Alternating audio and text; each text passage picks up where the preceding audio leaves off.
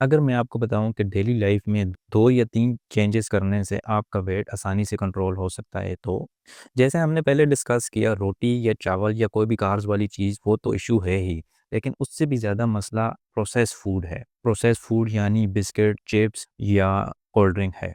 इन चीज़ों से ज़्यादा नुकसान होता है एज़ कम्पेयर टू रोटी या चावल, क्योंकि ये एक तो जल्दी ख़त्म हो जाता है, इससे आपकी भूख भी नहीं मिटती, इससे आपको फुलनेस भी नहीं होती और इसकी वजह से ओवर ईटिंग बहुत ईज़िली हो जाती है और बिना सोचे समझे एक्स्ट्रा कैलोरीज़ कंज़्यूम हो जाती हैं। एक प्रॉपर रिसर्च एक्सपेरिमेंट से समझते हैं।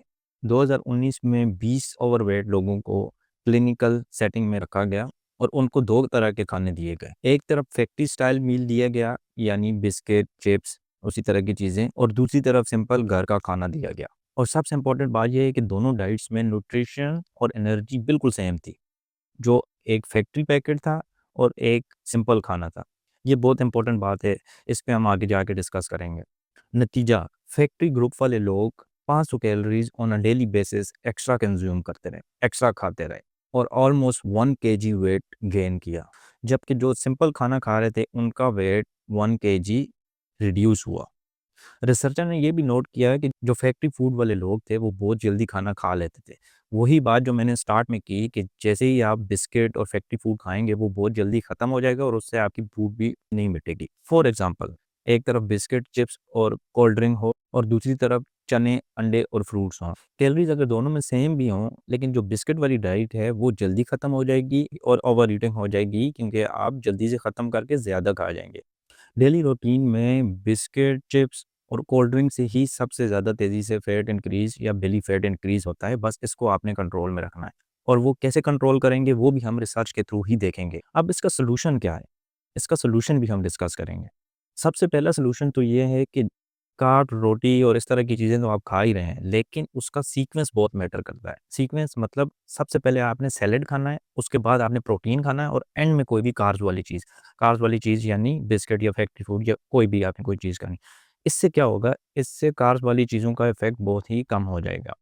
2015 में एक रिसर्च की गई जिसमें टाइप 2 डायबिटीज़ के पेशेंट को 2 ग्रुप्स में डिवाइड किया गया। एक ग्रुप को हर खाने से पहले वेजिटेबल्स खिलाई गई, उसके बाद प्रोटीन खिलाई गई और उसके बाद उसने नॉर्मल खाना खाया। जबकि जो दूसरा ग्रुप था उसने सिंपली विदाउट प्रोटीन खाना खाया।